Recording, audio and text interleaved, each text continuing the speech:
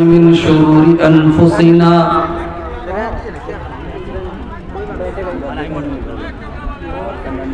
ومن سيئات أعمالنا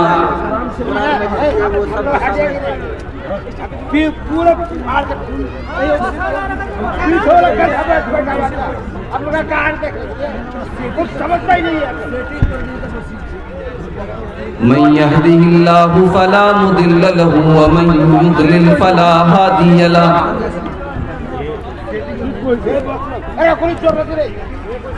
وأشهد أن لا إله إلا الله وحده لا شريك له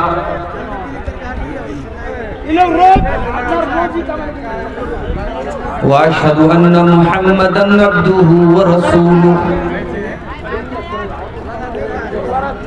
يا أيها الذين آمنوا اتقوا الله حق تقاته ولا تموتن إلا وأنتم مسلمون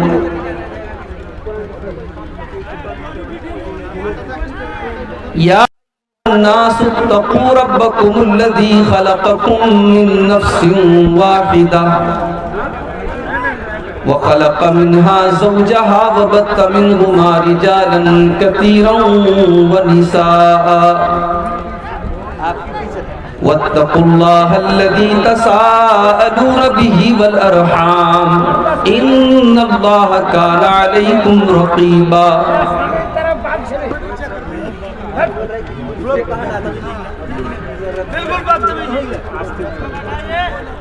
يا أيها الذين آمنوا اتقوا الله وقولوا قولا سديدا يصلح لكم أعمالكم ويغفر لكم ذنوبكم ومن يطع الله ورسوله فقد فاز فوزا عظيما أما بعد فإن خير الحديث كتاب الله وخير الهدي هدي محمد صلى الله عليه وسلم وشر الأمور محدثاتها وكل محدثة بدعة وكل بدعة ضلالة وكل ضلالة في النار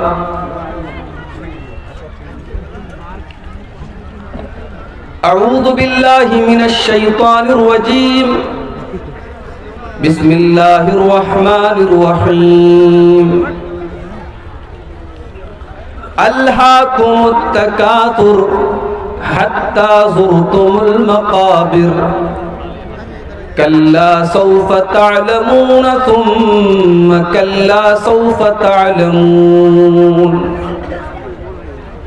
كلا لو تعلمون علم اليقين لترون الجحيم ثم لترونها عين اليقين ثم لتسألن يومئذ عن النعيم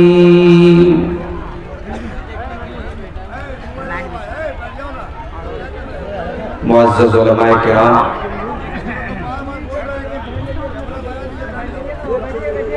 मोहतरम बुजुर्गों,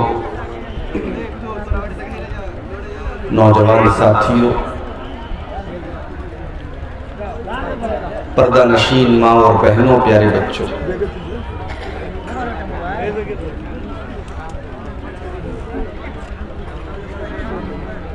आज का ये प्रोग्राम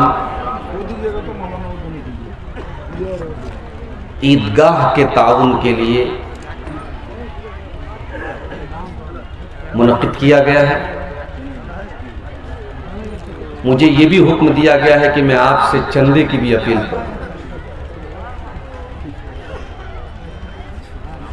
मैं समझता हूं कि आपको ये बताने की जरूरत नहीं है कि आपके इलाके में ये जो चंद जलसे होते हैं आमतौर से चंदे ही के लिए होते हैं। कहीं मदरसे का चंदा है, कहीं मस्जिद का है, कहीं कब्रिस्तान का है, कहीं ईदगाह का है। और आप जब जलसे में आते हैं तो ये सोच लेकर के आते हैं कि मुझे जलसे में चंदा देना है। और आपके लिए जो आपके महबूब मुकर्रर होते हैं उनको अमूमन आखिरी में, बिल्कुल आखिर में वक्त दिया जाता है ताकि आप उनके इंतजार में बैठे रहें और दिल खोल करके आप चंदा दें।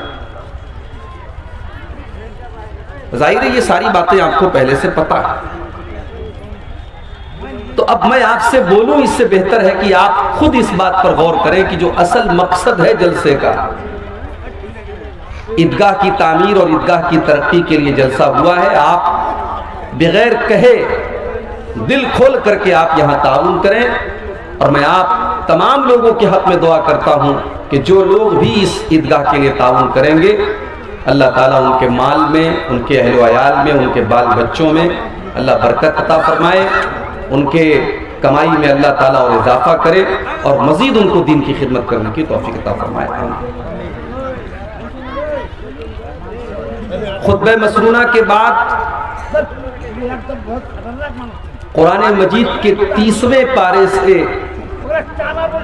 एक मुकम्मल सूरत मैंने आपके सामने पढ़ी।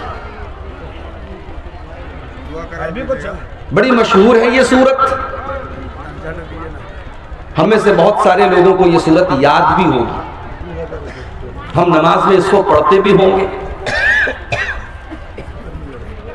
ये जो सूरत है,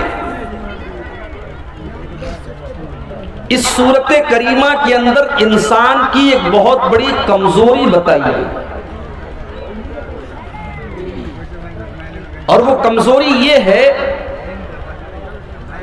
कि इंसान के पास जब कोई चीज ज्यादा हो जाती है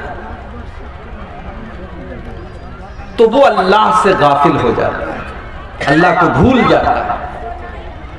पैसा ज्यादा हो गया तब भी भूल जाता है, ताकत ज्यादा मिल गई तब भी भूल जाता है, हुकूमत मिल गई तब भी भूल जाता है, जवानी में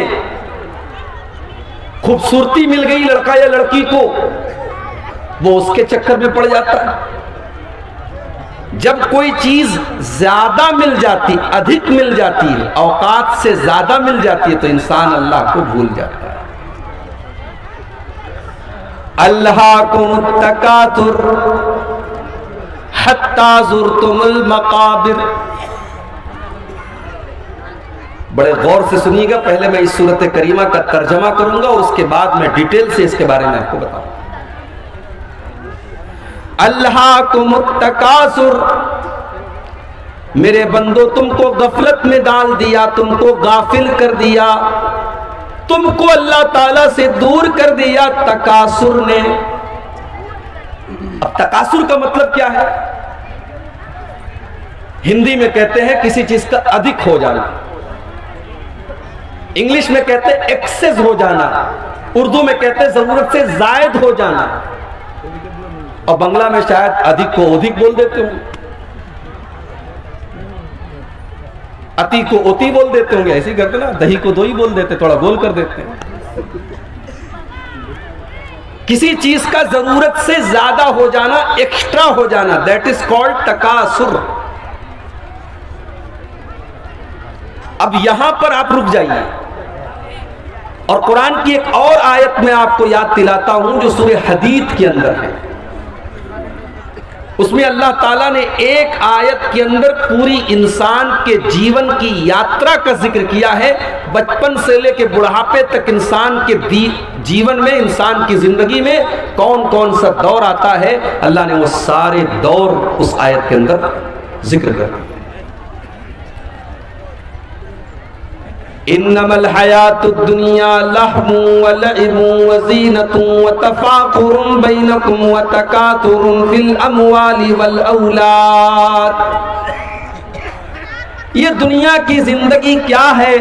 फरमाया इन्नमल हयातुद दुनिया लइबुन व लहवुन, ये तो खेल है। बच्चा पैदा होता है, 3-4 साल का होता है, उसका एक ही काम है, टाइम पर खाना खाएगा, रात में सोएगा और बाकी टाइम वो खेलेगा। उसे कमाई की कोई चिंता नहीं, न बाप का प्रेशर है कि तू कमा के ला, न माँ का दबाव है तू कमा के ला, न बीवी न बच्चे न कोई जिम्मेदारी। इसीलिए किसी शायर ने अपनी शायरी के अंदर भी ये कहा है कि भले छीन लो मुझसे मेरी जवानी, मगर मुझको लौटा दो मेरा वो बचपन। बचपन का वो जमाना बड़ी बेफिक्री का जमाना होता है, उसमें टेंशन नहीं है, उसमें जिम्मेदारी नहीं है, उसमें कमाने का कोई झंझट नहीं है, उसमें किसी को हिसाब नहीं देना है। अल्लाह ने फरमाया मेरे बंदो ये तुम्हारी जिंदगी का पहला दौर है। इन्नमल हयातुद दुनिया लअबुन, तुम्हारी जिंदगी की शुरुआत होती है खेल से। उसके बाद फरमाया वल्लाहुन, फिर दूसरा जमाना शुरू होता है। तुम 12 साल के 15 साल के हो जाते हो, अब तुम्हें तमाशा पसंद आने लगता है, तुम्हें नाच गाना अच्छा लगने लगता है, तुम्हें तस्वीरें देखना अच्छा लगने लगता है, तुम्हारी जिंदगी में अब तमाशा आने लगता है, लहू आने लगता है।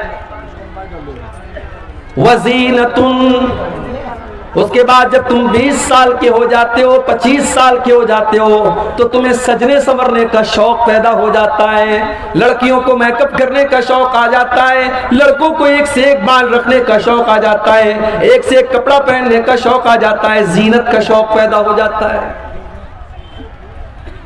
अभी मौलाना ने बयान किया, हमारे मौलाना जमालुद्दीन साहब ने नौजवानों में बाल के बारे में। अब ये सब तकरीरों में बस बयान होता है, वरना हेयर स्टाइल तो ऐसी ऐसी है माशाअल्लाह कि मत पूछिए। हमारे नौजवान तो ऐसे ऐसे बाल रखते हैं कि कभी कभी तो डाउट होने लगता है कि ये आ रहा है कि आ रही है। ऐसे ऐसे बाल रखे जा रहे हैं। आजकल एक नया दौर चला है हाथों में टैटू बनवाने का, गर्दन पे टैटू बनवाने का। फैशन के नाम पर कुछ भी करने के लिए तैयार है हमारा नौजवान, चाहे वो लड़का हो चाहे वो लड़की। मेरे प्यारे साथियों, इस्लाम आपको फैशन से मना नहीं करता। जाओ बड़े खुले अल्फाज में कहता हूं, इस्लाम आपको फैशन से मना नहीं करता। आप एक से एक कपड़ा पहनो, इस्लाम कोई मना ही नहीं करता। खूबसूरत से खूबसूरत बाल रखो, इस्लाम मना नहीं करता। हाँ, शरीयत की लिमिट के अंदर रह करके आपको रखना है। लड़कियां वो कपड़ा पहने जो उनके पूरे बदन को ढांकता हो, वो सलवार सूट भी पहन सकती हैं। अगर पूरे बदन को ढांपने वाली साड़ी है तो वो साड़ी भी पहन सकती हैं।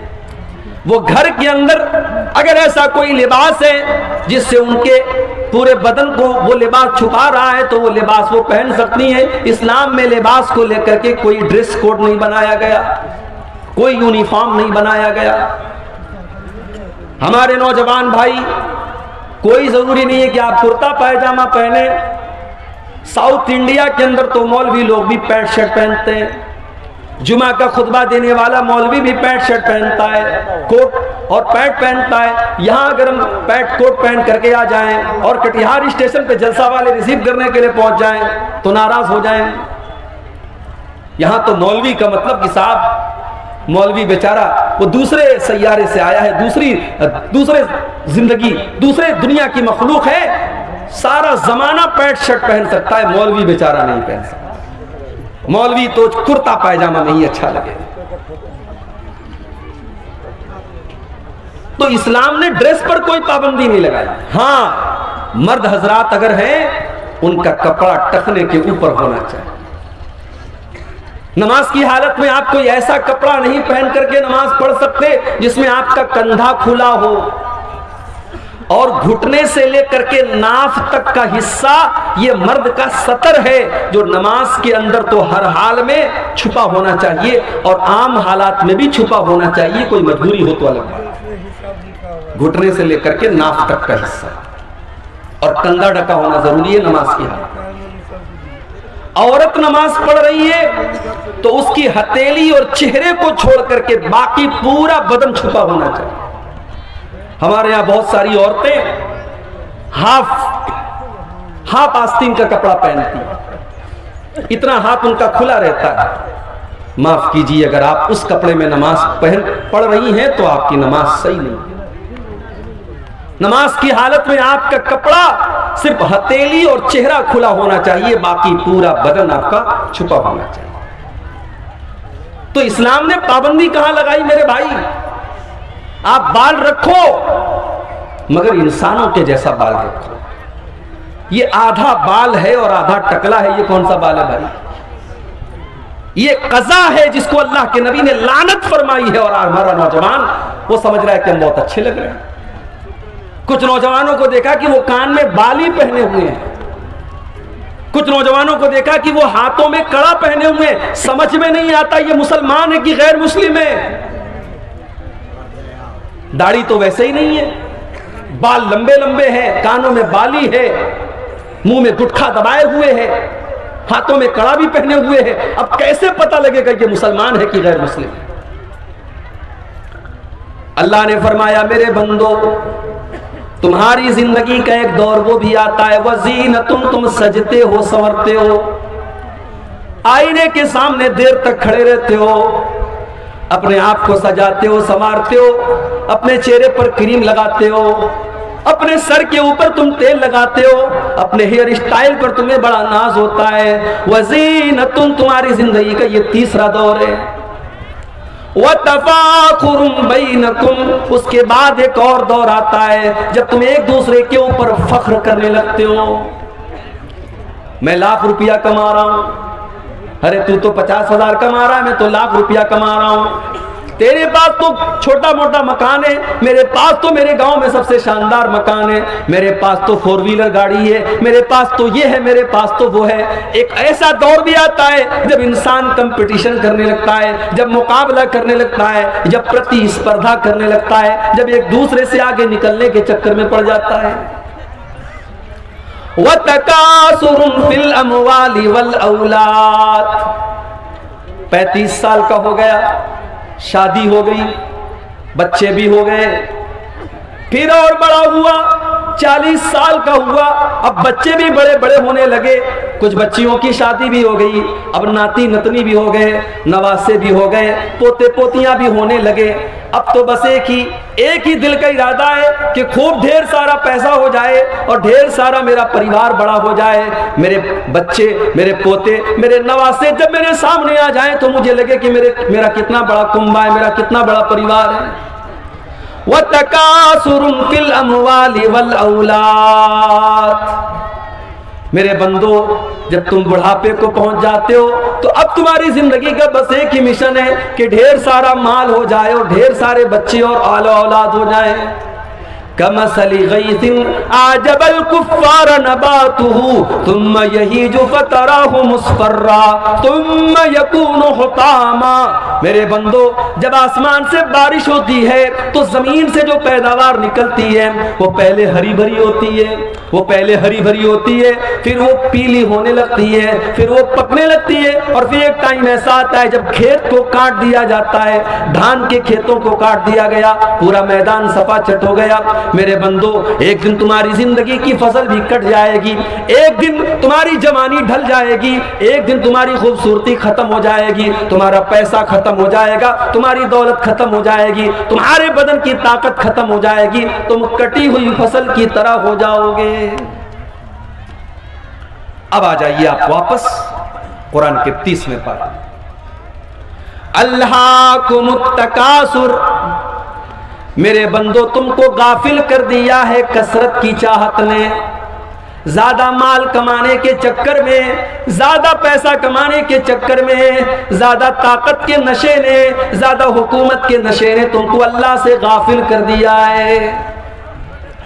ओ पैसा कमाने वालों, पैसा तो कारून के पास भी बहुत था, इतना पैसा था कारून के पास, कुरान कहता है व आतैनाहु मिनल कुनूज़ि मा इन्न मफातिहहु लतनूउ बिल उस्बा।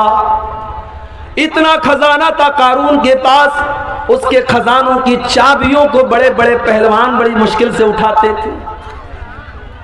कारून जब कपड़ा पहन करके निकलता था, जब सज संवर करके निकलता था, तो कारून की कौम के लोग कहते थे या लैत लना मिस्ला मा ऊतिया कारून, काश हमारे पास भी इतनी धन दौलत होती, हमारे पास भी इतना पैसा होता जो कारून के पास है, हमारे पास भी कारून के जैसा कपड़ा होता, हमारे पास भी कारून के जैसी दौलत होती। ओ मेरी प्यारी माँ बहन, आज दूसरों के कपड़े देख करके तुम अपने शौहरों को आ करके सुनाती हो मेरी सहेली ने ऐसा कपड़ा खरीदा, मेरी पड़ोसन ने ऐसा कपड़ा खरीदा, मेरी सहेली के शौहर ने उसको नाक की कील दिलाई, उसको कान की ईयररिंग दिलाई, तुमको इससे कोई मतलब नहीं। शौहर बेचारा कहां से कमा करके तुम्हारी घर गृहस्थी जुटा रहा है, तुम्हारा परिवार चला रहा है, तुम दूसरों का कपड़ा और दूसरों का जेवर देख करके अपने शौहरों को परेशान करती हो। और मैंने तो यहां तक देखा कितनी औरतें ऐसी हैं, शौहर बेचारा कहता है मैं क्या करूं, मैं तो मामूली दुकानदार हूं, 500 रुपये रोजाना कमाता हूं, जो कमाता हूं उतना मेरा खर्च है, मैं कहां से तेरे सोने का जेवर बनवाऊं, मैं कहां से तेरे हाथों में सोने की चूड़ी ला करके दूं। तो बीवी कहती है मुझे इससे कोई मतलब नहीं, तुम चोरी करो, तुम डाका डालो, लेकिन मुझे सोने की चूड़ी ला करके दो। कितनी बीवियां हैं जो अपने शौहरों को हराम कमाई खाने पर मजबूर करती हैं। मेरी प्यारी माँ बहनों, मुझे अच्छी तरीके से सीमांचल के जलसों का पता है। पिंडाल में जितनी औरतें उससे ज्यादा तो आपको सड़कों पर मिल जाएंगी। मुझे अच्छी तरीके से पता है कि आप जलसों के अंदर भी क्या मिजाज आपने बना करके रखा है। अल्लाह के वास्ते मेरी प्यारी माँ बहनों, कभी अगर मौका मिले तो अपने नबी की बीवियों के हालात भी जाकर के देख लेना। उन्होंने कैसी जिंदगी गुजारी है, उन्होंने क्या खाया है, उन्होंने क्या पहना है, उनकी जिंदगी कैसी गुजरी है। जरा नबी के परिवार की जिंदगी भी आप उठा के देखो। अम्मा आयशा मेरे नबी की बीवी हैं, हम सब की माँ हैं। अम्मा आयशा अपने भांजे से कहती हैं कि ऐ मेरे भांजे उर्वा, हम 2-2 महीने तक हमारे घर में चूल्हा नहीं जलता था, 2-2 महीने का चांद हम देख लेते थे। वमा युक़दु फी अबियाति रसूलिल्लाहि सल्लल्लाहु अलैहि वसल्लम नार, अल्लाह के नबी के घर में चूल्हा नहीं जलता था। उर्वा ने पूछा खाला जान, जब चूल्हा नहीं जलता था तो आप लोग क्या खाते थे, कैसे आपकी जिंदगी गुजरती थी?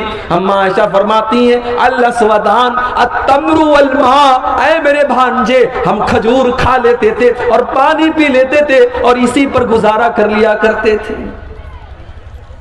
बड़ी कुर्बानियां दी हैं नबी के घर वालों ने, फाके किए, भूखे रहे।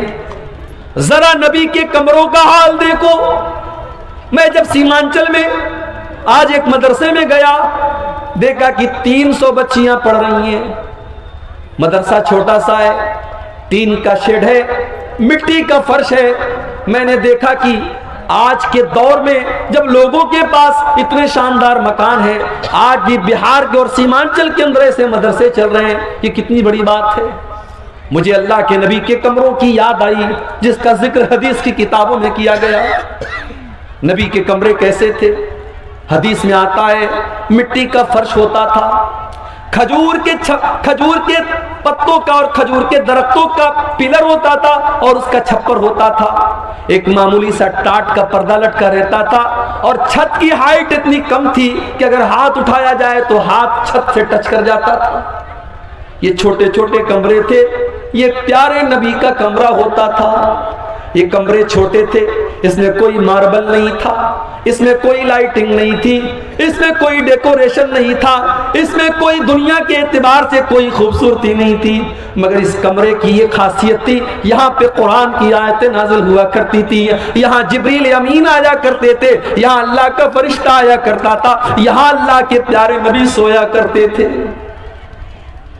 जब अब्दुल मलिक बिन मरवान का दौर आया और मस्जिद नबी को जब और लंबा चौड़ा किया जाने लगा, जब उसके विस्तार की योजना बनाई गई तो यह तय किया गया कि अल्लाह के नबी के कमरों को तोड़ दिया जाए। उस जमाने में हजरत सईद इब्न मुसय्यब जिंदा थे जो बहुत बड़े ताबई थे। उन्होंने कहा ऐ काश मेरे बस में होता तो मैं मना कर देता कि ओ लोगों, अल्लाह के नबी के इन कमरों को न तोड़ो, अल्लाह के नबी के इन कमरों को इनके हाल पर रहने दो, ताकि आने वाली नस्लें देखे कि जनाबे मोहम्मद रसूलुल्लाह की बीवियों ने कैसे कमरों में जिंदगी गुजारी है, ताकि आने वाली नस्लें देखें कि उनके नबी ने कैसी जिंदगी गुजारी है। ओ मेरी प्यारी माँ बहनों, आज आपके अंदर सब्र नहीं है, आज आपके अंदर कनात नहीं है, आज शौहर को हराम कमाई खाने पर आप मजबूर कर रही हैं। आज दूसरों का नाखून आज देख करके, गंजों को देख करके कहा जाता है कि दूसरों को नाखून निकल जाता है। आज वो हालात हमारे हो गए। दूसरों की दौलत देख करके, दूसरों के जेवरात देख करके, दूसरों के कपड़े देख करके हमारे पेट में दर्द होने लगता है।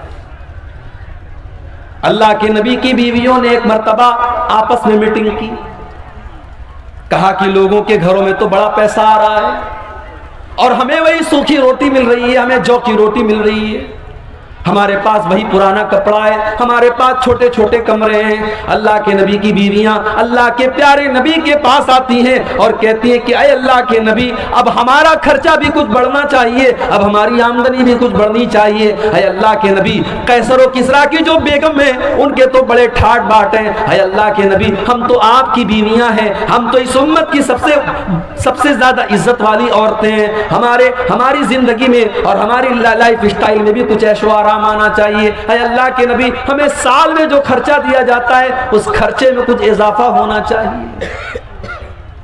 जाहिर है नबी की बीवियों ने अगर ये डिमांड की तो गलत तो नहीं थी, उनका हक था, उनका अधिकार था। मगर अल्लाह ने कुरान की आयत नाजिल कर दी, अल्लाह ने सूरह अहज़ाब की आयत नंबर 27 और 28 नाजिल कर दी। या अय्युहन नबी कुल लिअज़वाजिका इन कुंतुन्न तुरिदनल हयातद दुनिया व ज़ीनतहा फतअलैना उमत्तिकुन्न व उसर्रिकुन्न सराहन जमीला।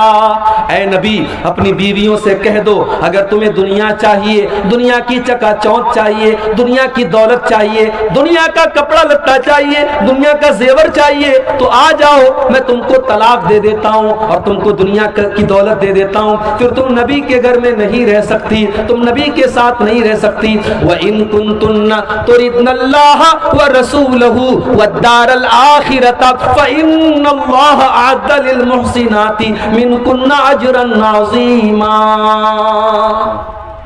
लेकिन अगर तुम्हें अल्लाह से मोहब्बत है, रसूल से मोहब्बत है और आखिरत में अपना घर बनाना चाहती हो, तो जैसे नबी के घर में जिंदगी गुजर रही है वैसी जिंदगी गुजारो और काट लो, अल्लाह तुमको जन्नत अता फरमाएगा।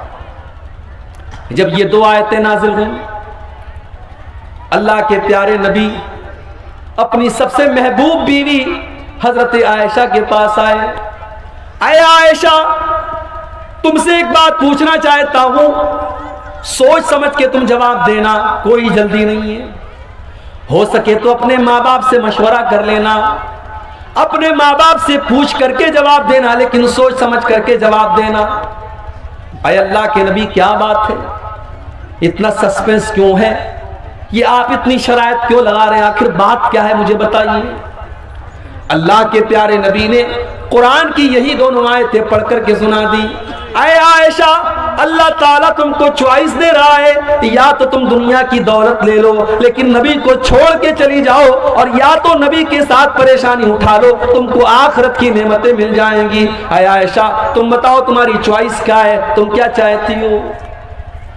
ओ मेरी प्यारी माँ बहनों, मैं कुर्बान जाऊं अपनी माँ के ऊपर, मैं कुर्बान जाऊं अम्मा आयशा के ऊपर। अम्मा आयशा ने एक सेकंड भी देर नहीं की, एक सेकंड भी देर नहीं की और फौरन कह दिया, ऐ अल्लाह के नबी, इख्तरतुल्लाह व रसूलहु व दारल आखिरा। ऐ अल्लाह के नबी, मेरा जवाब बिल्कुल क्लियर है, मुझे दुनिया नहीं चाहिए, मुझे दुनिया का ऐशो आराम नहीं चाहिए। ऐ अल्लाह के नबी, मैं दुनिया की दौलत को ठोकर मारती हूँ जो आपको छोड़ करके मुझे दुनिया की दौलत मिले। है अल्लाह के नबी, मुझे तो अल्लाह चाहिए, मुझे तो अल्लाह का रसूल चाहिए, मुझे तो आखिरत में अपना घर बनाना है। है अल्लाह के नबी, मैं अपनी डिमांड वापस लेती हूँ, मैं आपको चुनती हूँ, मैं आपके साथ दुनिया में रहूंगी और आखिरत में भी रहूंगी। कभी मौका मिले मेरी प्यारी माँ को, तो जरा नबी अकरम की बीवियों के हालात आप उठाएं। लड़की की शादी आप करते हैं, क्या देखते हैं आप, लड़का सरकारी नौकरी में है कि नहीं, लड़का 50,000 रुपया महीना कमा रहा है कि नहीं कमा रहा है, लड़की अगर आपकी खूबसूरत है तो आपको लड़का भी एकदम खूबसूरत चाहिए। दीनदारी आज कौन पूछता है मेरे भाई, आज दीनदार लड़के बेचारे परेशान हैं, उनके रिश्ते नहीं मिल रहे हैं, दीनदार लड़कियां परेशान हैं, उनके लिए रिश्ते नहीं मिल रहे हैं। लड़कों की डिमांड के लंबा चौड़ा जहेज मिलना चाहिए और लड़की वालों की डिमांड के सरकारी नौकरी वाला और अच्छा कमाने वाला और लाखों कमाने वाला दामाद चाहिए। हो लोगों, जरा नबी के चारों दामाद के हालात भी पढ़ लेना। नबी को भी अल्लाह ने 4-4 बेटियां दी थी और अल्लाह के नबी ने 4-4 बेटियों की शादी की थी। और अल्लाह की कसम, नबी की चारों बेटियों के निकाह में कोई बारात नहीं आई, कोई जहेज नहीं दिया गया, कोई डिमांड नहीं की गई, कोई बैंड बाजा नहीं बजाया गया, कोई गीत नहीं गाया गया, कोई हराम काम नहीं किया गया। और नबी ने रिश्ते में क्या देखा? दीनदारी देखी। नबी ने सबसे लाडली बेटी और सबसे छोटी बेटी का निकाह हजरत अली के साथ किया। और जब हजरत अली को अल्लाह के नबी ने दामाद बनाया तो उनके पास रहने को अपना घर भी नहीं था, उनके पास अपना बिस्तर भी नहीं था, उनके पास अपनी गिरस्ती को बनाने के लिए सामान, जरूरत के सामान भी नहीं थे। इसीलिए जब अल्लाह के नबी ने हजरत फातिमा की शादी की तो गिरस्ती को बनाने के लिए आपने बिस्तर भी दिया, आपने तकिया भी दिया, आपने चादर भी दिया, आपने बर्तन भी दिया ताकि गिरस्ती बन जाए। नबी ने दामाद के अंदर दीनदारी देखी, अखलाक देखा, कैरेक्टर देखा, किरदार देखा। शादी हो गई। नबी की सबसे लाडली बेटी ससुराल में सारे काम खुद करती है, हसन और हुसैन की परवरिश भी कर रही है और पानी भर भर के ला रही है, घर की सफाई भी कर रही है, आटा भी अपने हाथों से गूंथ रही है, सारे घर के काम कर रही है। कोई नौकरानी नहीं है, कोई गुलाम नहीं है, कोई नौकर नहीं है। हजरत फातिमा को पता चला मेरे अब्बा जान के पास कुछ गुलाम आए हैं, कुछ लौंडियां आई हैं। बुखारी के अल्फाज हैं, हजरत फातिमा अपने अब्बा से मिलने के लिए आती हैं, अब्बा से मुलाकात नहीं होती है। हजरत फातिमा अम्मा आयशा को ये पैगाम सुनाती हैं, मेरे अब्बा जान आए तो उनको बता देना कि आपकी बेटी फातिमा आपसे मिलने के लिए आई थी, और वो इसलिए आई थी क्योंकि उस आपकी बेटी के हाथों पर मेहनत करने की वजह से निशान पड़ गए हैं, आपकी लाडली बेटी के हाथों पर निशान पड़ गए हैं। अब्बा जान अगर हो सके तो अपनी बेटी को एक गुलाम दे देना, एक नौकर दे देना, आपकी बेटी को घर में काम करने में कुछ सहूलत मिल जाए, उसको सपोर्ट मिल जाए, कोई नौकर दे देना।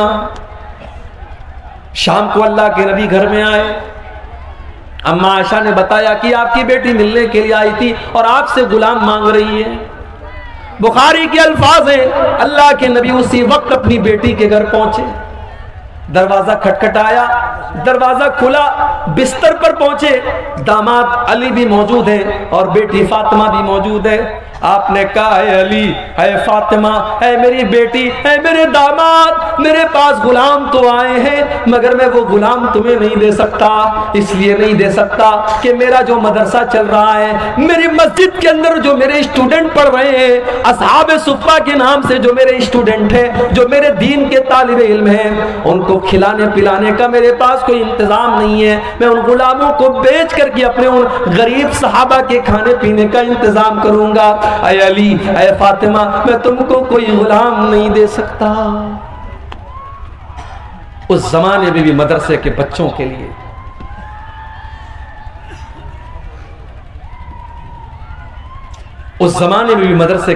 लिए नबी ने चंदा किया है और आज भी चंदा करना पड़ता है। नबी ने अपने परिवार और अपनी फैमिली की जरूरतों को कुर्बान करके अपने मदरसे को चलाया है। और आज भी कितने मदरसे ऐसे हैं जो बड़ी मुश्किल से चलते हैं और बड़ी मुश्किलों के बाद इन मदरसों से पढ़ करके कोई आलिम दीन बनता है। लोगों के घरों में लाइन लगा करके जागीर का खाना खा करके ये बच्चे 8 साल 10 साल के बाद आलिम बनते हैं। इनकी कद्र किया करो मेरे भाई, इनकी इज्जत किया करो, ये बड़ी कुर्बानियों के बाद आलिम बनते हैं। ये 1400 साल का इतिहास रहा है कि दीन के इदारे और दीन के मदरसे आसानी से नहीं चलते हैं। नबी ने अपनी बेटी का पेट काटा है, अपना पेट काटा है और अपने मदरसे को चलाया है। कहा है मेरी बेटी फातिमा, मैं तुम्हें गुलाम नहीं दे सकता, मैं तुम्हें नौकर नहीं दे सकता, लेकिन हाँ मैं तुमको उससे बेहतर एक चीज बता देता हूं इज़ा अवैतुमा इला फिराशिकुमा फसब्बिहा सलासन व सलासीन व कब्बिरा सलासन व सलासीन वहमदा सलासन व सलासीन। जब तुम बिस्तर पे सोने जाया करो तो 33 बार सुभान अल्लाह पढ़ लिया करो, 33 बार अल्हम्दुलिल्लाह पढ़ लिया करो और 34 बार तुम अल्लाहु अकबर पढ़ लिया करो। फज़ालिकुमा खैरुल लकुमा मिन खादिमिन, तुम्हें किसी नौकर की जरूरत नहीं पड़ेगी, तुम्हारे बदन की सारी थकान दूर हो जाएगी, तुम ये तस्बीह पढ़ के बिस्तर पे सो जाना। नबी ने अपनी बेटी को तस्बीह सिखाई है और हमने अपनी बेटी को क्या सिखाया है? कटिहार के इंग्लिश मीडियम में हमारा बच्चा पढ़ता है, हमारी बेटी पढ़ती है। स्कूल का प्रोग्राम हुआ, सालाना फंक्शन हुआ, एनुअल फंक्शन हुआ, सज संवर के हम भी गए, अपनी मोहतरमा को भी लेके गए। वहां हमारी 10 साल की लड़की नाच रही है बॉलीवुड के किसी गाने पर और हम वीडियो बना रहे हैं और स्टेटस लगा रहे हैं और पूरे खानदान को दिखा रहे, देखो मेरी बेटी मेरा नाम रोशन कर रही है, कितना अच्छा डांस किया हमारी बेटी। नबी ने अपनी बेटी को तस्बीह सिखाई और हम अपने बच्चों को गाना सिखाया। जो बोगे वो काटोगे, जो अपने बच्चों को सिखाओगे कल बड़े होकर के वही सीखेंगे मेरे भाई। नबी ने अपने बच्चों को तस्बीह सिखाई। तरबियत आप करते हैं। नौजवान आज अगर बिगड़ा है, लड़के बिगड़े हैं, लड़कियां बिगड़ी हैं, तो सवाल यह है कि आप क्या कर रहे थे, आपकी जिम्मेदारी क्या थी, आपने अपनी जिम्मेदारी को कितना निभाया। नबी अकरम ने कैसी तरबियत की अपने बच्चों की।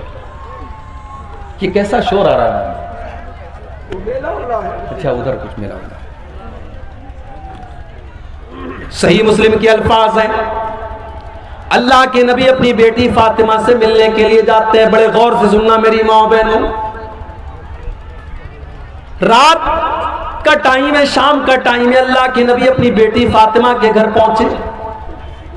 दरवाजे पर पहुंचे, कोई चीज आपको नजर आई, आपके चेहरे पर नागवारी का असर जाहिर हुआ, कुछ ऐसा था जो आपको बुरा लगा और आप वापस चले आए। बेटी को पता चला मेरे अब्बा आए थे और आकर के वापस चले गए। बेटा होता तो ध्यान न देता, लेकिन बेटियां बहुत ध्यान देती हैं। बेटियां बहुत ध्यान देती हैं। बेटी तो अपने माँ बाप का चेहरा देख करके पढ़ लेती है कि अब्बा नाराज है, अम्मा नाराज है, माँ बीमार है, बाप बीमार है, बेटी ससुराल में है, मोबाइल पर कॉल गया, बेटी तेरे अब्बू की तबीयत बहुत खराब है। वो बेचारी अपने सारे काम धाम छोड़ करके दौड़ी दौड़ी आती है कि मेरा बाप बीमार है, पहले मैं अपने बाप की हालचाल ले लूं, उसके बाद काम होता रहेगा। बेटा उसी घर में रहता है, काम धाम करता है, बाप बिस्तर पे पड़ा है, बेटे को फुर्सत नहीं है कि अपने बाप को एक नजर आ करके देख ले, उससे 2 मिनट बात कर ले। उसके बाद भी हम लोग बेटों के लिए तड़पते हैं और बेटियां पैदा होती हैं तो माथे पर बल पड़ जाता है। हजरत फातिमा को पता चला अब्बा जान आए थे, वापस चले गए। फौरन हजरत अली को भेजा कि जा करके पूछो कि क्या बात है, हमने कौन सी गलती कर दी। हजरत अली आते हैं, अय अल्लाह के नबी क्या बात है, आप हमारे घर पर आए और दरवाजे से वापस चले गए। अय अल्लाह के नबी अगर कोई खता हो गई, कोई गलती हो गई तो बता दीजिए। नबी अकरम ने क्या फरमाया, अय अली जब मैं अपनी बेटी के घर पहुंचा मैंने देखा कि मेरी बेटी के दरवाजे पर जो पर्दा लटक रहा है वो बड़ा डिजाइनदार है। फराअयतु अला बाबिहा सित्रम मुवश्शया, मैंने देखा कि मेरी बेटी के दरवाजे पर जो पर्दा लटक रहा है उस पर बड़े डिजाइन बने हुए हैं, बहुत बड़ी तस्वीरें बनी हुई हैं। अय अली माली वलिद दुनिया, जब मेरा दुनिया से कोई लेना देना नहीं है, जब मैंने सारी जिंदगी दुनिया से अपने आप को दूर रखा, मैंने दुनिया की रंगीनियों से अपने आप को दूर रखा, तो आए अली मेरी बेटी फातिमा के घर के ऊपर ये डिजाइनदार पर्दा कहां से आ गया। जाओ मेरी बेटी से कह दो वो पर्दा हटा करके मदीना के गरीबों में तकसीम कर दे। ये होती है, ये नबी की जिंदगी थी, ये नबी के सहाबा की जिंदगी थी, ये नबी के अहले बैत की जिंदगी। अल्लाह ने फरमाया अल्हाकुमुत तकासुर, ये माल और दौलत की चकाचौंध ने तुमको अल्लाह से दूर कर दिया है। ये माल करते हो, ये माल कितने दिन तुम्हारे काम आएगा। अल्लाह के नबी फरमाते, अल्लाह ताला कहता है यकूलु इब्नु आदम माली माली, आदम का बेटा कहता है हाय मेरा माल, हाय मेरा माल। वमा मालू का इल्ला मा अकल तफाफ नहीं था, वमा लबिस तफाब लईता, वमा तसद्दक तफाम ज़ईता। अल्लाह के नबी फरमाते कि तेरे माल की क्या हकीकत है, या तो तूने पहन करके पुराना कर दिया, या तूने खा करके खत्म कर दिया, या तूने अल्लाह की राह में दान दे दिया, सदका कर दिया, खैरात कर दिया और आखिरत के लिए आगे बढ़ा दिया। यही तो तेरा माल है। और क्या तेरा माल है? जो तू छोड़ के जाता है वो तो दूसरों का हो जाता है। तेरा क्या है? तेरा क्या है? सारी जिंदगी जो जिस मकान को बनाते हैं आप, हराम कमाई से जिस मकान को बनाते हैं, एक दिन आता है आप मर जाते हैं और आपके बच्चे उस मकान में जिसको आपने खड़े होकर के बनवाया है, उस मकान में आपके बच्चे आपकी लाश को 24 घंटे रखने के लिए तैयार हैं। इंसान मर गया, 24 घंटे कोई डेड बॉडी को रखने के लिए तैयार है। बीवी को बहुत मोहब्बत है शौहर से, बीवी की आंखों में आंसू बह रहे हैं, बेटे रो रहे हैं, मगर बेटा एक बार भी नहीं कहता मेरे अब्बा जान को मेरे पास रहने दो। सब लोगों को फिक्र है जल्दी से कब्र तैयार हो जाए, जल्दी से जनाजा पड़ी जाए, अब्बा को दफन कर दिया जाए। कोई मुर्दे को रखने को तैयार नहीं है। ओ लोगों, तुम्हारी वैल्यू खत्म हो गई, तुम्हारी हकीकत खत्म हो गई। मौत के आते ही तुम्हारी औकात तुमको पता चल गई। इसीलिए अल्लाह कहता है अल्हाकुमुत तकासुर हत्ता ज़ुरतुमुल मकाबिर, जब तुम कब्रिस्तान पहुंचोगे तब तुम्हें पता चलेगा दुनिया की हकीकत क्या है। कब्रिस्तान तो पहुंचोगे ना। दुनिया में फॉर्च्यूनर गाड़ी की सवारी करने वाला, 1-1 करोड़ की गाड़ी से चलने वाला, 4 लोगों के कंधों पर आज जनाजे की शक्ल में जा रहा है। जो अपने शैम्पू से, अपने फेवरेट शैम्पू से नहाया करता था। बहुत सारी औरतें डब शैम्पू लगाती हैं, कोई दूसरा शैम्पू ले आओ तो बुरा मान जाती हैं। बहुत सारे लोग लक्स साबुन से नहाते हैं, उनको दूसरा साबुन नहीं चलता।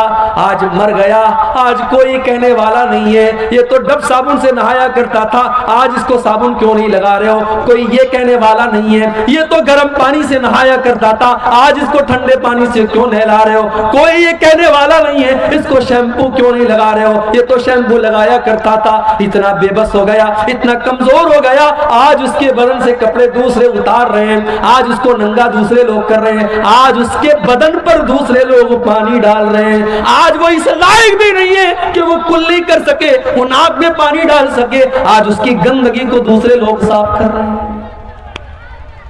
मर गया, घर वालों ने नहला दिया, अब कफन का नंबर आया। दुनिया में कपड़ा पहनता था तो दुकान पर जाकर के कहता था सबसे महंगा कपड़ा मुझे दिखाओ। 1000 रुपया मीटर वाला कपड़ा पहन करके वो निकलता था और अपने कपड़े का रोप झाड़ता था। आज मर गया तो मामूली कॉटन के कफन के कपड़े में, सूती कपड़े में उसको कफनाया जा रहा है। वो ये भी नहीं कहता है ओ लोगों मैं तो रेमंड का कपड़ा पहना करता था, मैं तो फला कंपनी का कपड़ा पहना करता था, मैं तो डेनिम की, मैं तो फला ब्रांड की जींस की पैंट पहना करता था। आज सारा ब्रांड हवा हो गया, आज सारी कंपनियां हवा हो गई, आज जिस कपड़े में कफनाया जाए वो कफनाया जा रहा है। कफना दिया गया, अब लोग आ रहे हैं उसको देखने के लिए। देख लो आखिरी दीदार है, अब इसको कोई देखने वाला नहीं होगा। आखिरी दीदार है, देख लो, अब ये मनु मिट्टी नीचे चला जाएगा, अब इसको कब्र में डाल दिया जाएगा। फिर तुम देखना भी चाहोगे तो फोटो के अंदर देख सकते हो, मोबाइल के अंदर देख सकते हो, तुम रियल में दोबारा इसको नहीं देख सकते। कफना दिया गया, जनाजा तैयार कर दिया गया, 4 लोगों ने चारपाई को उठाया, कब्रिस्तान लेके जाने लगे। कब्रिस्तान लेकर के पहुंचे, इमाम साहब ने खड़े होकर के जनाजे की नमाज पढ़ाई। जनाजे की नमाज में इमाम साहब ने सूरह फातिहा पढ़ी, दरूद शरीफ पढ़ा, जनाजा की दुआएं पढ़ी, मुर्दे की मग़फ़िरत की दुआ की। चौथी तकबीर के बाद सलाम फेरा। कब्र तैयार हो चुकी है, कब्र के पास लाया गया, कब्र में उतारा गया, मिट्टी दे दी गई, सारे लोगों ने मिट्टी दे करके अपने हाथ झाड़ लिए और हाथ के साथ साथ अपना पल्ला भी झाड़ लिया। ये बता दिया, बेटे ने अपने बाप को मिट्टी दे करके ये बता दिया, अब्बा जान मैं आपका बेटा हूं, आपने मुझे पढ़ाया लिखाया, मेरे लिए जमीन जायदाद बनाई, मेरे लिए क्या क्या किया, मगर आज इस कब्र के अंदर मैं आपके काम आने वाला नहीं हूं। इस कब्र के अंदर जब मुनकर नकीर आपसे सवाल करेंगे तो अब्बा जान मैं आपके कोई काम नहीं आऊंगा। बीवी, जिस बीवी के जेवरात के लिए इसने सूद और ब्याज का धंधा भी किया था, इसने हराम कारोबार भी किया था और अपनी बीवी के कान और नाक और हाथों को जेवरात से भर दिया था, आज वो बीवी बैठ करके रो रही है और एक बार भी अपने शौहर से ये नहीं कह रही है कि मैं आपकी कब्र में आपकी मदद करने आऊंगी। वो आंसू तो बहा रही है मगर आपकी कब्र में आपके कोई काम नहीं आ रही है।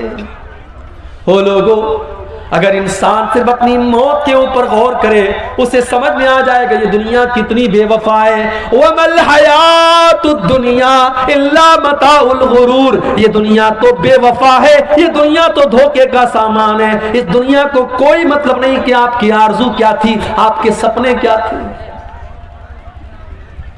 आजकल तो जवान मौतें हो रही।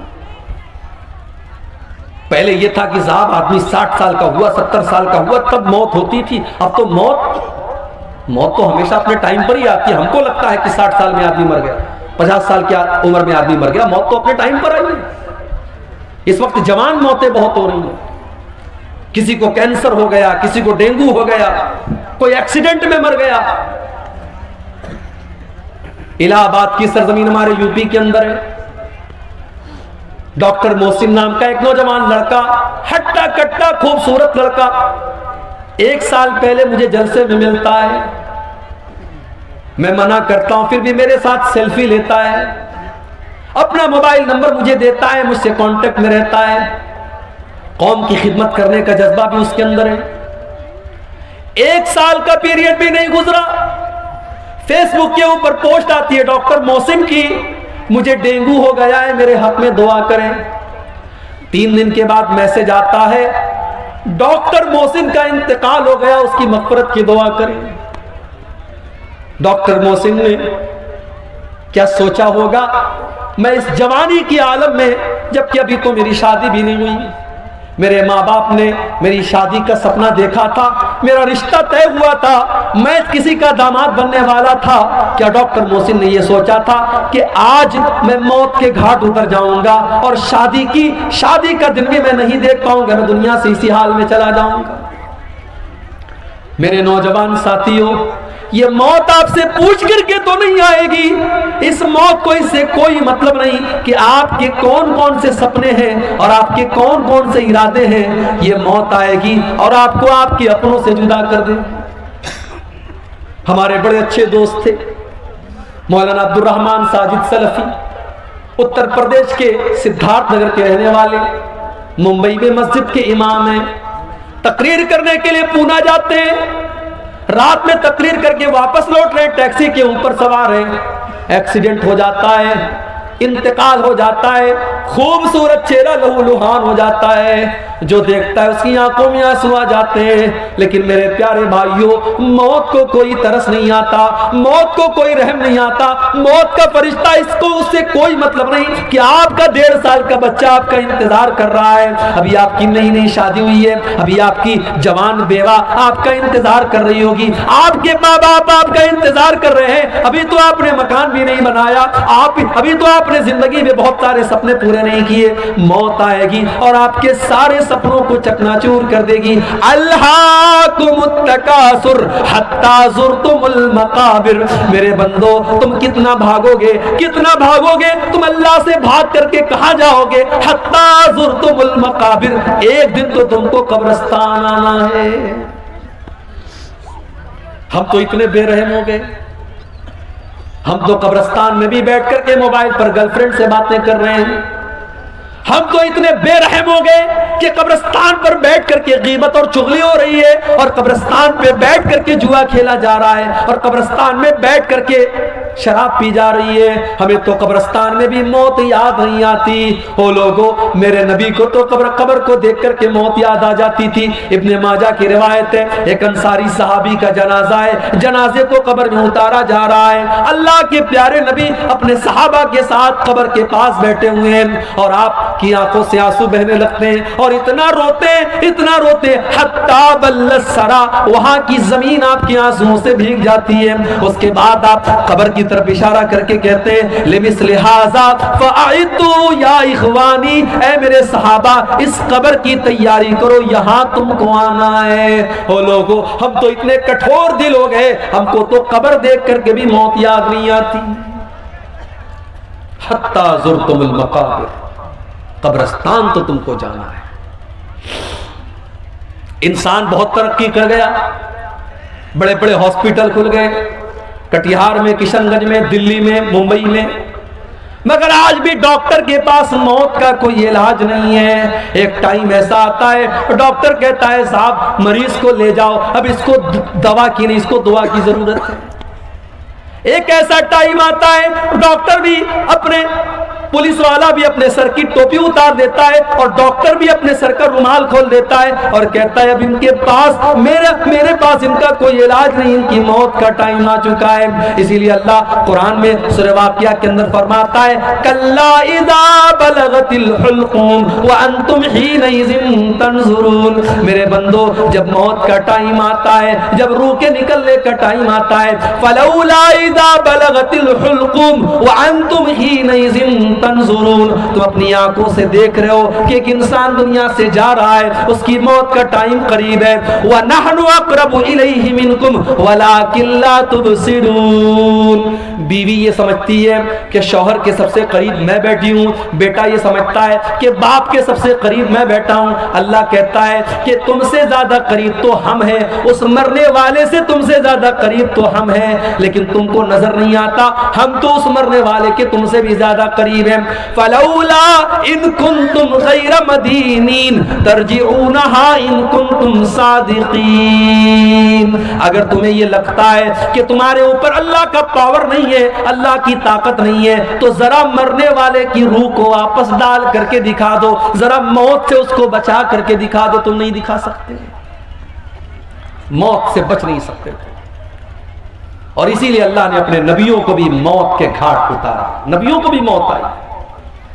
सुलेमान अलैहिस्सलाम इतने बड़े नबी हैं, जिन्नात उनके कंट्रोल में है और जिन्नात उनके हुक्म से बैतुल मुक़द्दस की तामीर कर रहे हैं। हजरत सुलेमान उनको डायरेक्शन दे रहे हैं और जिन्नात बैतुल मुक़द्दस की तामीर कर रहे हैं। सुलेमान अलैहिस्सलाम लाठी के सहारे खड़े हैं और उनको डायरेक्शन दे रहे हैं, और उसी हाल में सुलेमान अलैहिस्सलाम को मौत आ गई। लाठी पर टेक लगा करके खड़े थे, मौत आ गई, इंतकाल हो गया सुलेमान अलैहिस्सलाम का। आंखें खुली है, जिन्नात ये समझ रहे हैं कि सुलेमान अलैहिस्सलाम देख रहे हैं, वो फटाफट अपना काम कर रहे हैं। कुरान करीम में अल्लाह ने फरमाया फलम्मा क़दैना अलैहिल मौता मा दल्लहुम अला मौतिही इल्ला दाब्बतुल अर्दि ताकुलु मिन साता, जब सुलेमान की मौत का फैसला हमने कर दिया तो जिन्नात को उनकी मौत के बारे में पता भी नहीं चला। वो तो उनकी लाठी को जब घुन के कीड़े ने खा लिया और लाठी कट करके गिर गई और सुलेमान अलैहिस्सलाम की डेड बॉडी जमीन पर आ गई। तब जिन्नात को पता चला कि उनको गैब के बारे में पता नहीं, उनको पता नहीं कि सुलेमान को मौत कब आई। सुलेमान अलैहिस्सलाम को भी मौत आई। और नबियों के सरदार और हमारी और आपके प्यारे नबी और आखिरी नबी जनाब मोहम्मद रसूलुल्लाह सल्लल्लाहु अलैहि वसल्लम को भी मौत आई। रबीउल अव्वल की 12 तारीख थी, सोमवार का दिन था। अल्लाह के नबी कई दिन से बीमार चल रहे थे। फजर की नमाज का टाइम है, अल्लाह के नबी को थोड़ी तबीयत बेहतर महसूस हुई। आपने अपने कमरे का पर्दा हटाया, सामने फजर की नमाज हो रही है। अबू बकर सिद्दीक नमाज पढ़ा रहे हैं और पीछे साहबा नमाज पढ़ रहे हैं। नबी अकरम ने अपने सहाबा को नमाज पढ़ते हुए देखा, आपके चेहरे पर मुस्कुराहट फैल गई। आपको लगा मेरा मिशन कामयाब है, मेरी मेहनत कामयाब है, मेरे सहाबा मेरे बाद भी नमाज को कायम रखेंगे। मेरे प्यारे साथियों, जा करके जरा अपनी मस्जिदों का जायजा लो। इस गांव के अंदर मुझे नहीं पता कितनी मस्जिदें हैं, जाओ जरा मस्जिदों में फजर की नमाज का जायजा लो। अगर ये बेचारे 70 साल वाले, 60 साल वाले, ये डंडा लेकर के चलने वाले बूढ़े अगर मस्जिद में जाना बंद कर दें तो शायद फजर की नमाज में ताला लग जाए मस्जिदों में, और फजर की नमाज में कोई मस्जिद को खोलने वाला ना हो। हम तो नमाज से इतने दूर हैं, कोई बात नहीं है, हमारा कारोबार चल रहा है, हमारी दुकान चल रही है, नमाज हो रही है, और मोहब्बत रसूल का दावा। अल्लाह अकबर। एक मरतबा रबीउल अव्वल का महीना था, मेरा प्रोग्राम था कलिया चक में, मालदा में। मालदा स्टेशन से कलिया चक जाने में आमतौर से 1 से 1.5 घंटा लगता है, मुझे 3 घंटे लग गए। रास्ते पर जुलूस निकल रहा था साहब। किसका जुलूस निकल रहा है? नबी के आशिकों का जुलूस निकल रहा है। नबी के आशिकों का जुलूस निकल रहा है, डीजे बज रहा है, रास्तों को जाम करके, नाच करके, गा करके, नारे लगा करके लोग मोहब्बत रसूल जाहिर कर रहे हैं। जिसको नबी से मोहब्बत होगी वो जुलूस नहीं निकालेगा, वो नाच गाना नहीं करेगा, वो डीजे नहीं बजाएगा, वो म्यूजिक नहीं बजाएगा। जिसको नबी से मोहब्बत होगी वो नमाज कायम करेगा, क्योंकि नबी को नमाज से बड़ी मोहब्बत थी। अल्लाह के नबी फरमाते जो इलत कुर्रत आईनी फिस्सलाह, नमाज मेरी आंखों की ठंडक है। नमाज का टाइम होता था, अल्लाह के नबी हजरत बिलाल से कहते थे या बिलाल अरहना बिस्सलाह, ऐ बिलाल जल्दी से नमाज खड़ी करो और मुझे मेरे दिल को सुकून पहुंचाओ। फजर की नमाज हो रही है, अल्लाह के नबी के चेहरे पर मुस्कुराहट फैल गई कि मेरे बाद भी मेरे सहाबा नमाज कायम करेंगे, मेरा मिशन चालू है, मेरा मिशन जारी है। नबी अकरम ने जुबान से कुछ नहीं कहा है, पर्दा हटाया है और दरवाजे पर आकर के खड़े हैं। सहाबा को अपने नबी से इतना प्यार था, उन्होंने महसूस कर लिया, उनको अपने नबी की खुशबू महसूस हो गई, उनको पता चल गया कि अल्लाह के नबी अपने दरवाजे पर आए हैं। सहाबा ने नमाज की हालत में अबू बकर सिद्दीक को इशारा करना शुरू किया कि अल्लाह के नबी आ चुके हैं, अब तुम पीछे आ जाओ, अल्लाह के नबी नमाज पढ़ाएंगे। हजरत अबू बकर ने पीछे हटने का इरादा भी किया, लेकिन अल्लाह के नबी ने इशारा किया कि नहीं नहीं तुम नमाज पढ़ाते रहो, और अल्लाह के नबी ने दोबारा पर्दा गिरा दिया। और सहाबा कहते हैं ये आखिरी नजर थी जो अल्लाह के नबी ने सहाबा पर डाली थी। फजर का वक्त है, फिर सूरज निकला, दिन चढ़ने लगा, चाश्त का वक्त आने लगा, और जैसे जैसे दिन चढ़ रहा है मोहम्मद रसूलुल्लाह की तकलीफ में इजाफा हो रहा है। अम्मा आयशा फरमाती है उसी सोमवार के दिन मेरे भाई अब्दुर्रहमान आए, वो मिसवाक कर रहे थे, अल्लाह के नबी की नजर पड़ गई, आपने इशारा किया कि मैं भी मिसवाक करना चाहता हूं। अम्मा आयशा ने अपने भाई से मिसवाक को लिया और मिसवाक को अपने दांतों से नरम किया ताकि अल्लाह के प्यारे नबी को मिसवाक करने में तकलीफ न हो। बीवी वो होती है जिसको शौहर की तकलीफ का इतना एहसास हो। शौहर बीमार है तो अम्मा आयशा ने मिसवाक को नरम किया ताकि मेरे नबी को, मेरे शौहर को तकलीफ न हो, आसानी से मिसवाक कर सके। और अम्मा आयशा फरमाती हैं ये मेरे लिए फख्र की बात थी कि अल्लाह के नबी के आखिरी टाइम में मेरा लुआब अल्लाह के नबी के लुआब के साथ मिल गया। मैंने मिसवाक को नरम किया और अल्लाह के नबी को दिया, और आपने उसी मिसवाक से अपने दांतों को साफ किया। इसीलिए उलमा कहते हैं अगर किसी को ये एहसास हो कि मेरा आखिरी टाइम है तो आखिरी टाइम में मिसवाक करना चाहिए। ये भी अल्लाह के रसूल की सुन्नत है। मिसवाक किया आपने, बेचैनी बढ़ने लगी। आपके बगल में एक प्याले में पानी रखा हुआ था, आप बार बार अपने हाथ में पानी लेते, अपने चेहरे पर छिड़क लेते और कहते अल्लाहुम्मा इन्नी अला सकरातिल मौत, है अल्लाह तू मौत की सख्तियों पर मेरी मदद फरमा, है अल्लाह सकरातुल मौत पर तू मेरी मदद फरमा। अम्मा आयशा फरमाती हैं कि पहले मैं मौत की सख्ती को बहुत गलत समझती थी, मगर जब अपने नबी के ऊपर मैंने मौत की सख्ती को देखा तब मैंने मौत की सख्ती को गलत समझना बंद कर दिया। उसके बाद अम्मा आयशा फरमाती हैं आपने अपने दोनों हाथ उठाए, आपने अपने दोनों हाथ उठाए और आपकी जुबान से निकला मअल्लज़ीना अनअमता अलैहिम मिनन नबिय्यीना वस्सिद्दीक़ीना वश्शुहदाई वस्सालिहीन। ऐ अल्लाह तू मुझे उन लोगों में शामिल फरमा दे जिन पर तेरा इनाम हुआ है, अपने नबियों में शामिल फरमा दे, अपने सिद्दीकीन में शामिल फरमा दे, अपने शुहदा में शामिल फरमा दे, अपने नेक बंदों में शामिल फरमा दे। अल्लाहुम्मा अलहिकनी बिर्रफीक़िल आला। आपने फरमाया ऐ अल्लाह तू अपने बेहतरीन बंदों में मुझको शामिल फरमा दे। इतना कहते हुए अल्लाह के नबी ने हाथ उठाया और फिर धीरे धीरे आपका हाथ जमीन पर आ गया और आपकी रूह आपके बदन से निकल गई और आप इस दारे फानी को छोड़कर चले गए। नबी अकरम को भी मौत आई। ये मौत है मेरे भाई, अगर इसको हम याद रखें तो दुनिया की लज्जतें देख करके हम बहकेंगे नहीं, दुनिया की रंगीनियां देख करके हम बहकेंगे नहीं।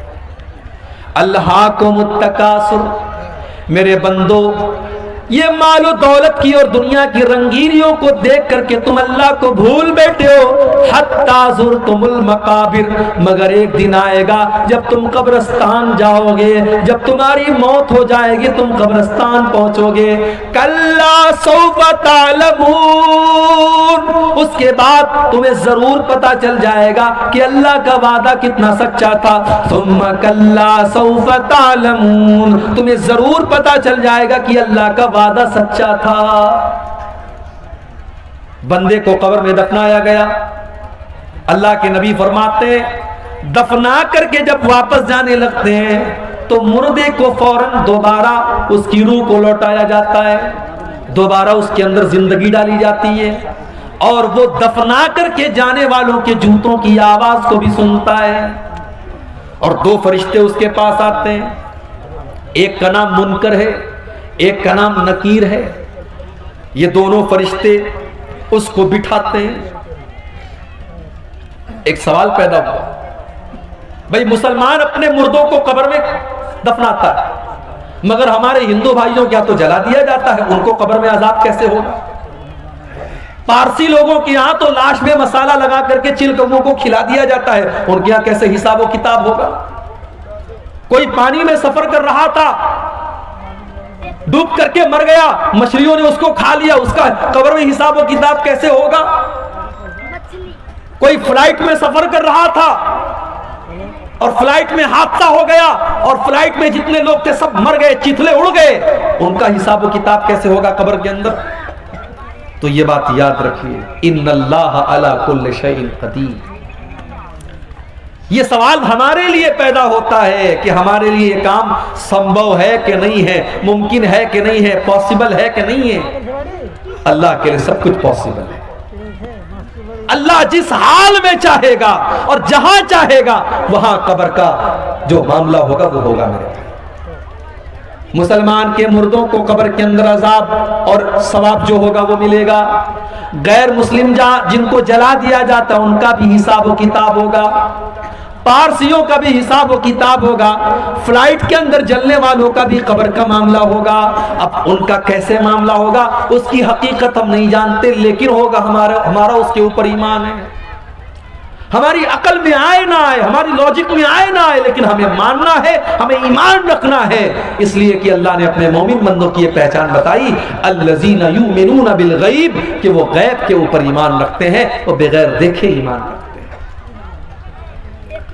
दो फरिश्ते आए, मुनकर नकीर, उन्होंने बिठाया आपको, उन्होंने 3 सवाल पूछा। मन रब्बुका, तुम्हारा रब कौन? मां दीनों का, तुम्हारा दीन क्या? मन नबियों का, तुम्हारे नबी कौन? तुम्हारा रब कौन, तुम्हारे नबी कौन, तुम्हारा दीन क्या? यही 3 सवाल होगा बस, चौथा कोई सवाल नहीं। कितनी प्रॉपर्टी बना के आए, सवाल नहीं। कितना पढ़ लिख करके आए, यह भी सवाल नहीं। कितना धन दौलत कमाया, यह भी सवाल नहीं। सवाल 3 होगा, तेरा रब कौन, तेरा दीन क्या और तेरे नबी कौन। अब जरा दिल पर हाथ रख के बताना मेरे भाई, इन 3 सवालों का जवाब आपको कहां मिलेगा? स्कूल में तो नहीं मिलेगा, कॉलेज में तो नहीं मिलेगा, साइंस में नहीं मिलेगा, मैथ में नहीं मिलेगा, हिस्ट्री में नहीं मिलेगा, इंग्लिश की किताबों में नहीं मिलेगा। इन 3 सवालों का जवाब रब के कुरान में मिलेगा और मुस्तफा के फरमान में मिलेगा। आप आज बच्चों को मदरसे नहीं भेजते, मुझे एतराज नहीं, आप स्कूल भेजो, मुझे कोई एतराज नहीं, मगर आप अपने बच्चे को इस लायक बनाओ, अपनी बेटी को इस लायक बनाओ कि आपका बच्चा और बच्ची स्कूल में पढ़ करके इन 3 सवालों का सही जवाब दे दे। उसे पता हो कि उसका रब कौन है, उसे पता हो उसका इस्लाम, उसका दीन क्या है, और उसको पता हो कि उसके नबी कौन है। जिस स्कूल में क्रिसमस के मौके पर ऊपर से टॉफी गिरा करके ये बताया जा रहा हो कि आज अल्लाह का बेटा पैदा हुआ है, नऊज़ बिल्लाह, आज अल्लाह का बेटा पैदा हुआ है, इसलिए अल्लाह ताला टॉफी बांट रहा है। जहां स्कूल में बच्चों को ये तालीम दी जा रही हो, वहां का बच्चा कैसे मुसलमान होगा? जहां लड़कियों को ये सिखाया जा रहा हो कि तुम्हारे बदन का कोई पर्दा नहीं है, तुम जैसे चाहे वैसे कपड़े पहन करके निकल सकती हो, वहां पढ़ने वाली लड़की कहां से पर्दा करेगी और उसकी आंखों में कहां से शर्म व हया आएगी? इसीलिए आज मुसलमान लड़कियां गैरों के साथ फरार हो रही हैं। नाम था सलमा बानो, नाम था आयशा बानो, उसने नाम रख लिया संगीता देवी, सीता देवी, उसने मजहब भी तब्दील कर लिया, उसने मुर्तद भी हो गई। वो कितनी मिसालें मौजूद हैं।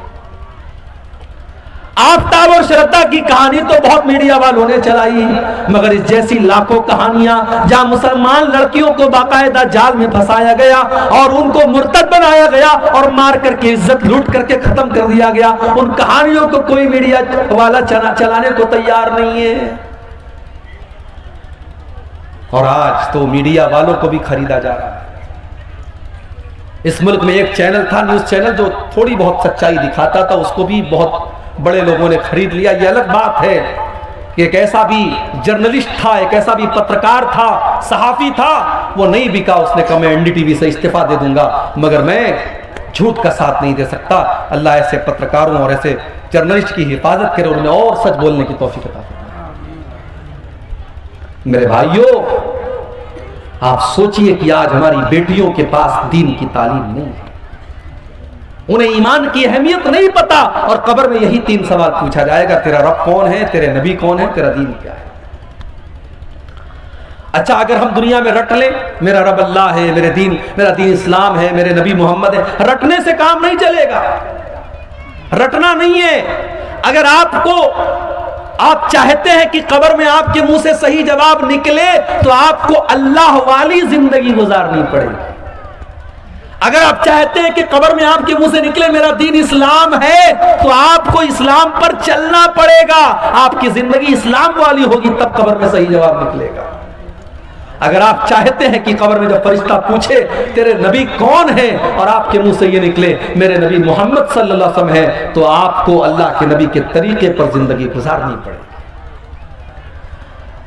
जो बंदा मोमिन होगा, जिसने ईमान वाली जिंदगी गुजारी होगी, वो इन 3 सवालों का सही जवाब देगा। वो कहेगा मेरा रब अल्लाह है, मेरा दीन इस्लाम है, मेरे नबी मोहम्मद है। फरिश्ता पूछेगा वमा युदरीका, तुझे इन 3 सवालों का जवाब कैसे पता चला? बंदा कहेगा क़रातु किताब अल्लाह, मैंने कुरान को पढ़ा था, मैंने हदीसों को पढ़ा था, मैंने अल्लाह और उसके रसूल की बातों को पढ़ा था। आज कौन पढ़ता है? कौन पढ़ता है कुरान को? पहले तो बूढ़ी औरतें घर में रहती थी, वो बेचारी सुबह सुबह कुरान पढ़ती थी। अब तो वो बूढ़ियां भी खत्म हो गई। अब की तो औरतें वो हैं कि सुबह को वो उठती हैं तो मोबाइल पर सीरियल देखती हैं, पहले रात को बिस्तर पे सोने लगती है तो सीरियल देखती हैं। नौजवान को गाना सुनने से फुर्सत नहीं, बुढ़ों को गाना सुनने से फुर्सत नहीं। आज हमारे घरों में कुरान कौन पढ़ता है? मेरे भाई, अपने दिल पर हाथ रख करके बताओ कि आखिरी टाइम आपने कुरान को कब पढ़ा? हमने कुरान के साथ बहुत नाइंसाफी की, और कल कयामत के दिन अल्लाह के नबी हमारा गरेबान पकड़ेंगे, और अल्लाह के नबी कयामत के दिन अल्लाह की बारगाह में कहेंगे वक़ाल रसूल या रब इन्न कौमी इत्तखज़ू हाज़ल कुरान महजूरा। अल्लाह के रसूल कहेंगे ऐ अल्लाह, मेरी इस कौम ने कुरान को छोड़ दिया था, कुरान को छोड़ दिया था। कब्र में 3 सवालों का जवाब देने वाला कहेगा मैंने कुरान को पढ़ा था, और जो इंसान काफिर था, मुनाफिक था, इस्लाम पर नहीं चलता था, उसके मुंह से सही जवाब नहीं निकलेगा। वो चाह करके भी सही जवाब नहीं दे पाएगा। उसके मुंह से बस एक ही जवाब निकलेगा, हा हा ला अदरी, हाय हाय मैं नहीं जानता। फरिश्ता कहेगा तू नहीं जानता इसलिए कि माँ दरईता व माँ तलईता, ना तूने इल्म हासिल किया, ना तूने कुरान पढ़ा, ना तूने हदीस पढ़ी, ना तूने उलमा से इल्म हासिल किया, ना तू मदरसे गया, ना तूने उलमा से सीखा, ना तो तूने इल्म हासिल किया, ना तूने खुद पढ़ने की कोशिश की। तो अल्लाह ने फरमाया कल्ला सौफ तालमून, अन करीब तुम जान जाओ। सुम्मा कल्ला सौफ तालमून, तुम जरूर जान जाओगे अपनी हकीकत को। कल्ला लौ तालमून इल्मल यकीन, मेरे बंदो अगर तुम यकीन की नजर से कब्र का मंजर देख लो तो अपने मुर्दों को दफनाना बंद कर दोगे। अगर कब्र के अंदर जो अजाब हो रहा है, अगर वो अजाब हमारी आंखों के सामने आ जाए मेरे भाई, तो कोई अपने बाप को कब्रिस्तान लेके नहीं जाएगा, कोई अपने बेटे को कब्रिस्तान लेके नहीं जाएगा। अल्लाह के नबी फरमाते हैं कि अगर मुझे इस बात का डर ना होता कि तुम अपने मुर्दों को दफनाना बंद कर दोगे, तो मैं अल्लाह से दुआ करता कि वो अजाब कब्र की आवाज तुमको सुना दे। लेकिन हम सुन लेंगे तो मुर्दों को दफनाना बंद कर देंगे। कल्ला लौ तालमून इल्मल यकीन, मेरे बंदो अगर तुम यकीन की नजर से कब्र के अजाब को देख लो, अल्लाह के अजाब को देख लो, तो तुम्हारा क्या हाल होगा। लतरबुन्नल जहीम, तुम जरूर जहन्नम को देखोगे। जहन्नम, हाय हाय। अब ये पूरा एक टॉपिक है कि जहन्नम कैसी है और क्या है। कभी इंशाअल्लाह आपके इलाके में मौका मिला तो तकरीर इस पर होगी कि जहन्नम कैसी हो। इतना समझ लीजिए कि तकलीफ और टॉर्चर की आखिरी हद है जहन्नम। जहन्नम वो जगह है जहां आप मौत की आरजू करेंगे मगर मौत नहीं मिलेगी।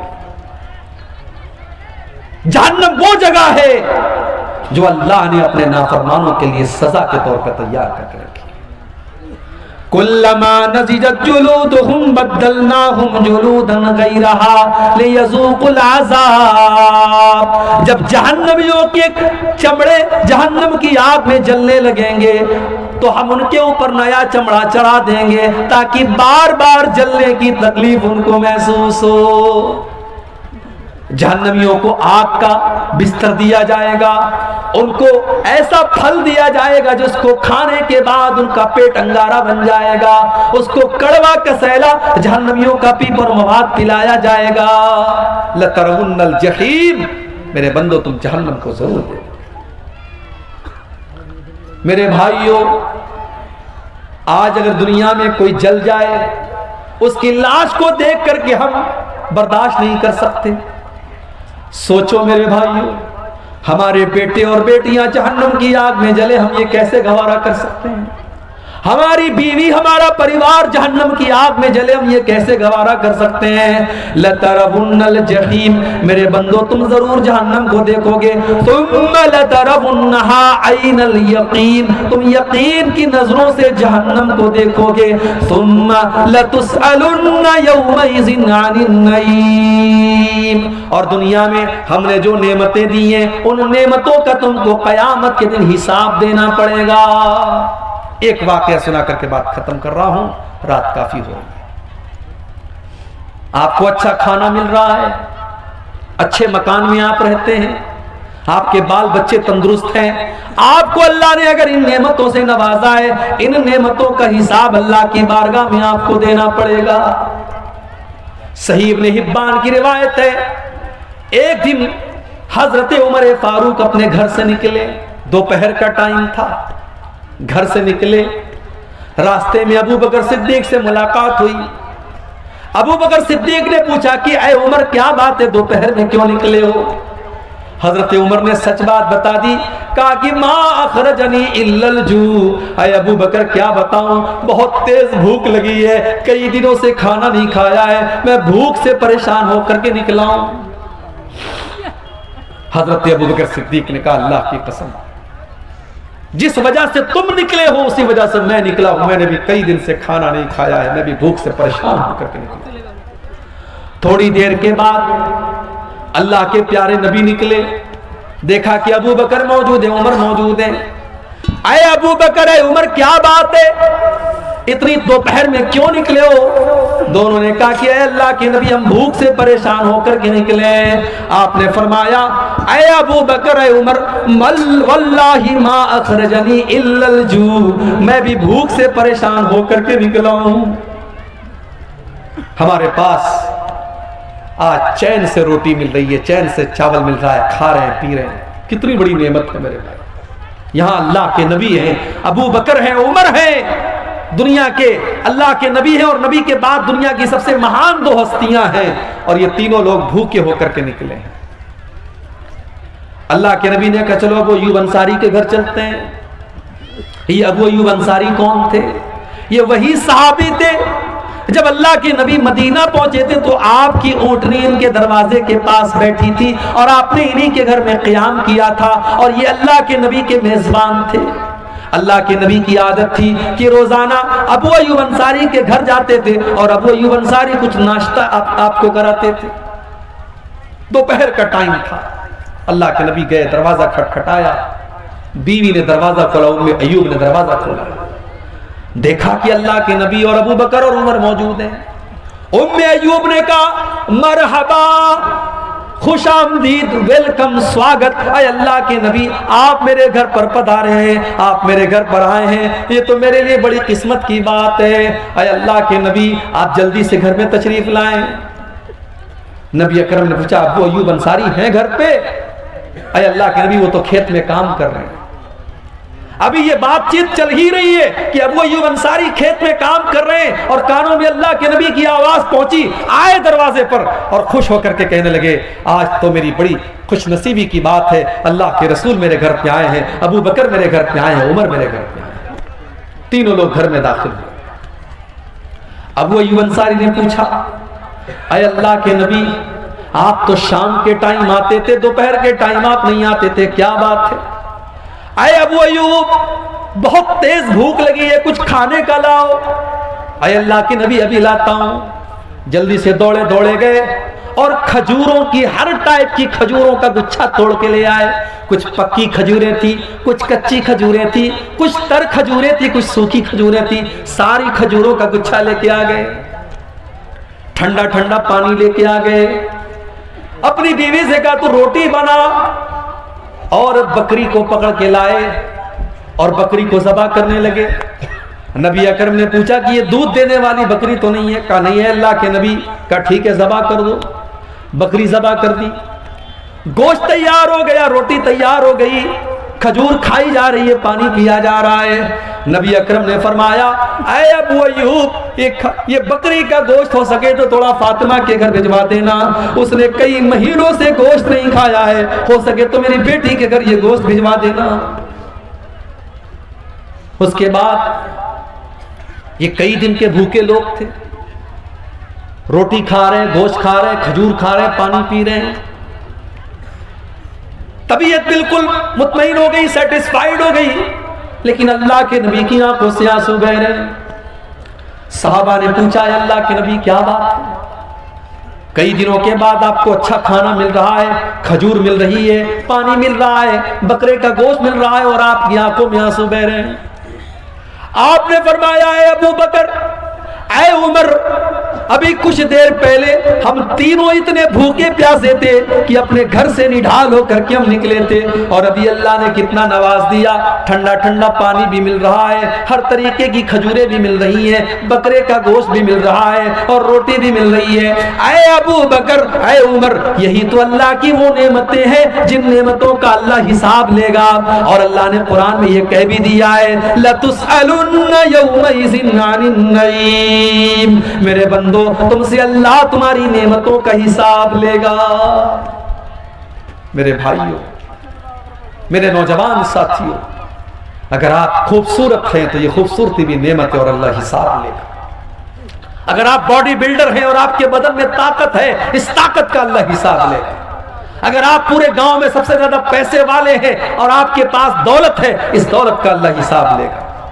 अगर आप बाल बच्चे वाले हैं और आपके बहुत सारे बच्चे हैं और सब तंदुरुस्त हैं, खुशहाल हैं, इन बच्चों का भी अल्लाह हिसाब लेगा। लतुसअलुन्ना यौमइज़िन अनिन नईम, अल्लाह अपनी नेमतों का हिसाब लेगा। अब आपको करना क्या है?